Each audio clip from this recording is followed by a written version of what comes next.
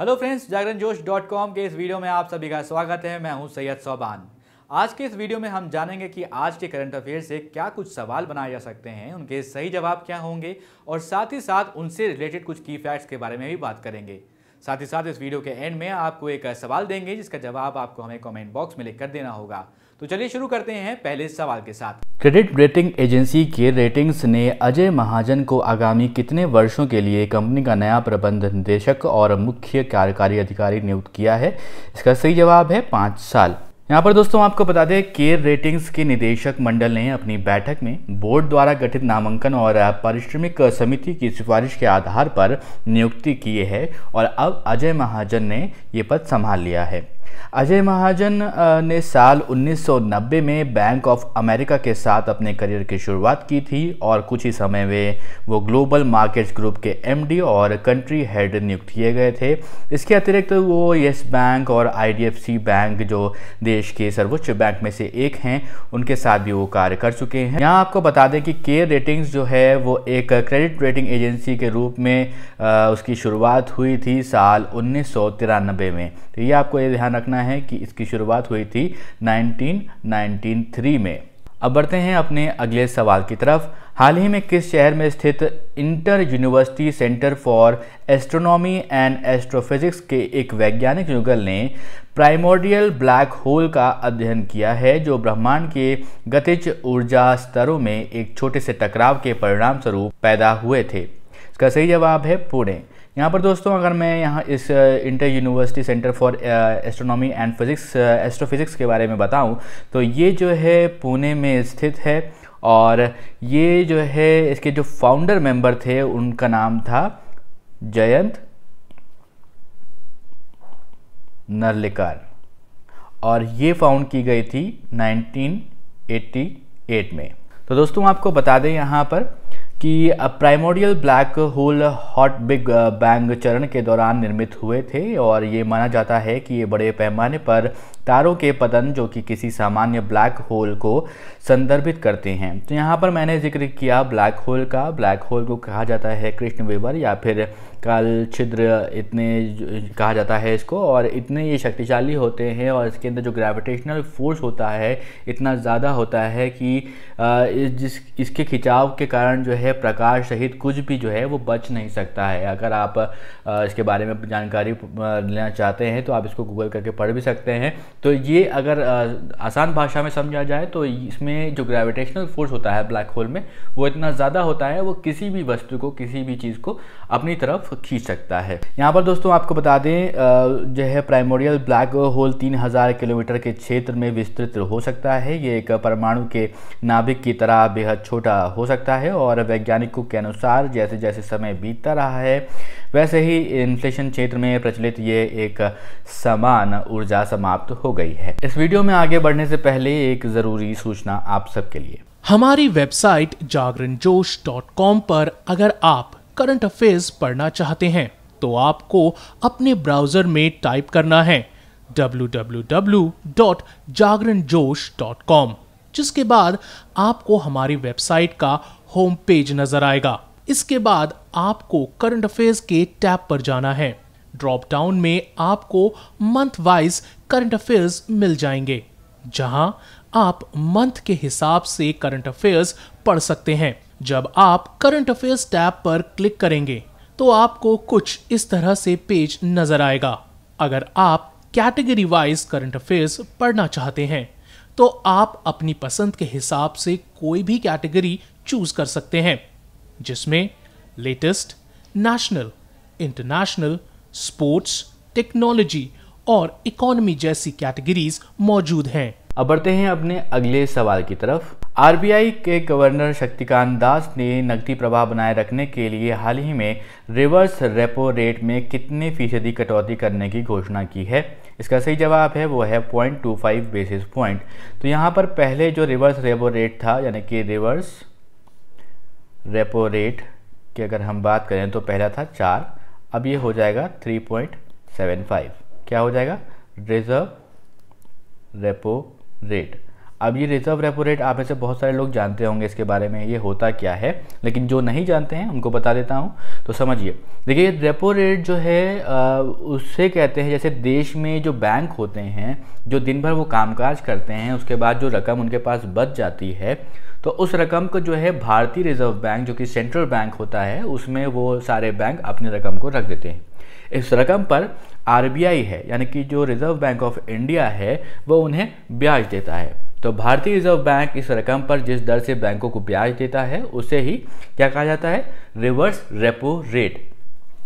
तो ये इससे फ़ायदा क्या होगा आप ये सोच रहे होंगे। देखिए जो ये घटाया गया है तो अब इससे क्या होगा कि मार्केट में जो कैश है वो ज़्यादा रखने की ज़रूरत है इस टाइम। जैसा कि आपको मैंने कल भी बताया था, एक वीडियो मैंने बनाया था इसके ऊपर जिसमें कि शक्तिकांत दास ने क्या मुख्य बातें कही हैं, जो उसमें भी बात की थी। उसमें ये कहा गया था कि 91% जो ATMs हैं वो अभी भी काम कर रहे हैं। अब उससे होगा क्या, देखिए जो रिजर्व रेपो रेट को कम किया गया है उससे होगा ये कि जो बैंक के पास भर के काम के बाद जो पैसा बचता था उसको रखकर ब्याज मिलता था, तो अब वो नहीं रखेंगे, कम रखेंगे या तो बैंक्स, जिससे कि जो मार्केट में कैश है वो ज़्यादा मात्रा में रहे।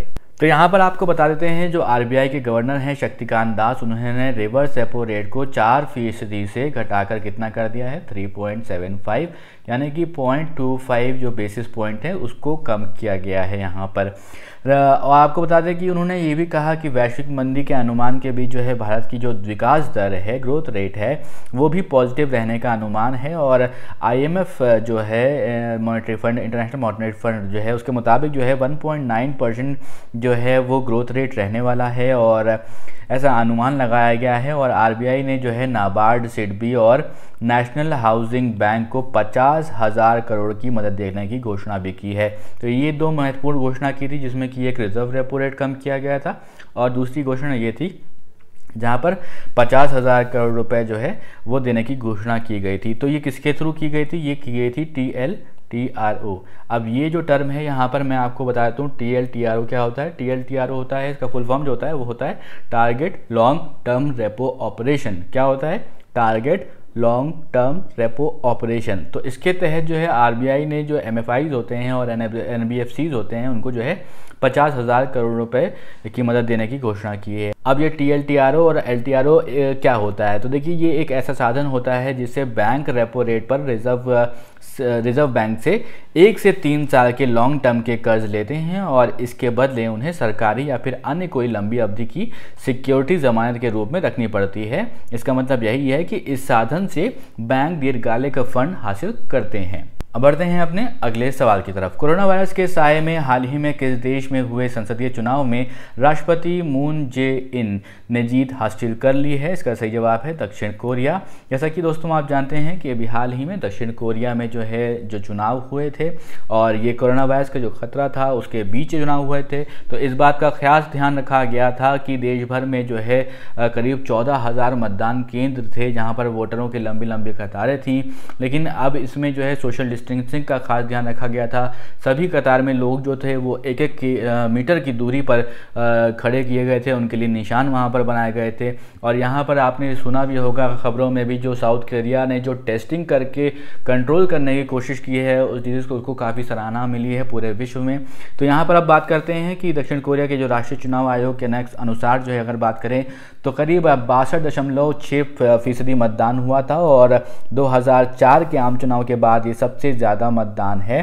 कोरोना के खतरे के बीच जो है दक्षिण कोरिया ने पहले से एहतियात बरतते हुए चुनाव करवाने का फैसला किया था और कोरोना वायरस के प्रसार को रोकने के लिए बड़े स्तर पर लोगों को टेस्ट करने के लिए दक्षिण कोरिया की अंतर्राष्ट्रीय समुदाय में काफ़ी प्रशंसा भी मिली है।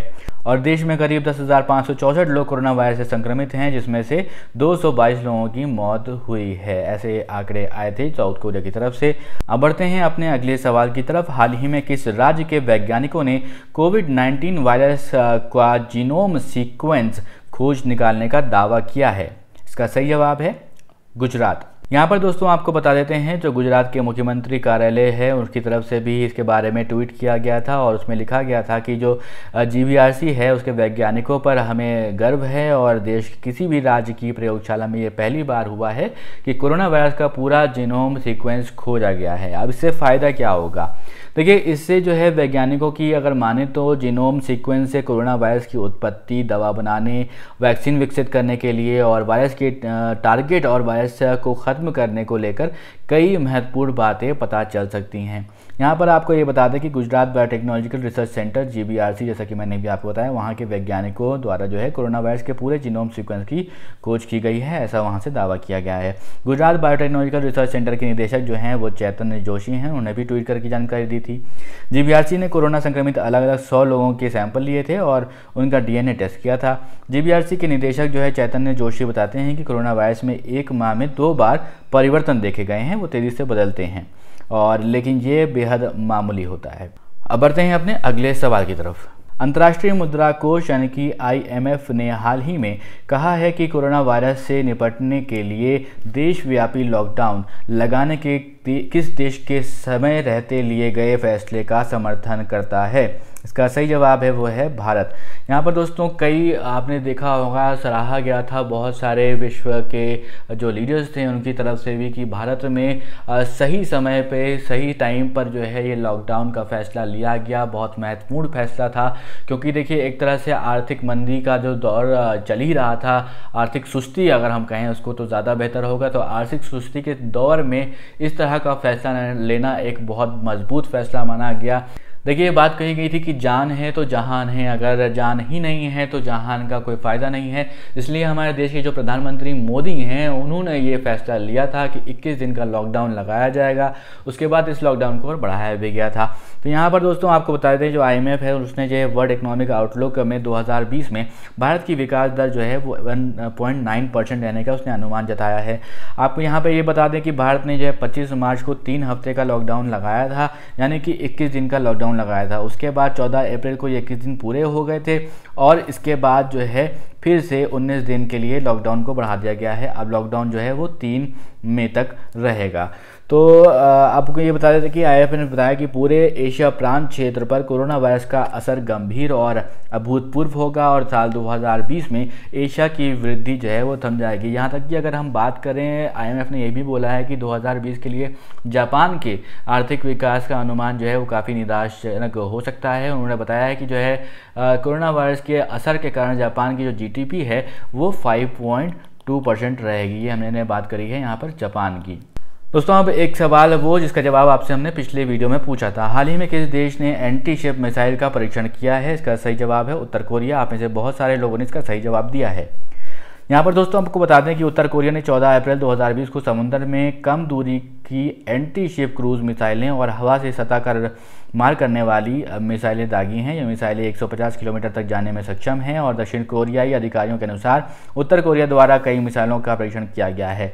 दक्षिण कोरिया के अनुसार हाल ही में उत्तरी कोरिया की वायुसेना की गतिविधियों में वृद्धि हुई है। अब दोस्तों एक सवाल आपके लिए, जिसका जवाब आपको हमें कमेंट बॉक्स में लिख कर देना है। सवाल है कि भारतीय क्रिकेट टीम के किस खिलाड़ी को दुबई स्थित क्रिकेट अकादमी क्रिक किंगडम का ब्रांड दूत नियुक्त किया गया है? आपके ऑप्शन हैं महेंद्र सिंह धोनी, रोहित शर्मा या फिर विराट कोहली या फिर कपिल देव। अब अपने जवाब हमें कमेंट बॉक्स में लिख कर दीजिए। अगर ये वीडियो आपको पसंद आया हो तो इस वीडियो को ज़रूर लाइक करें, इस वीडियो को अपने दोस्तों के साथ भी शेयर करें और अभी तक आपने हमारे चैनल को सब्सक्राइब नहीं किया है तो ज़रूर सब्सक्राइब करें और देखते रहें जागरणजोश.com।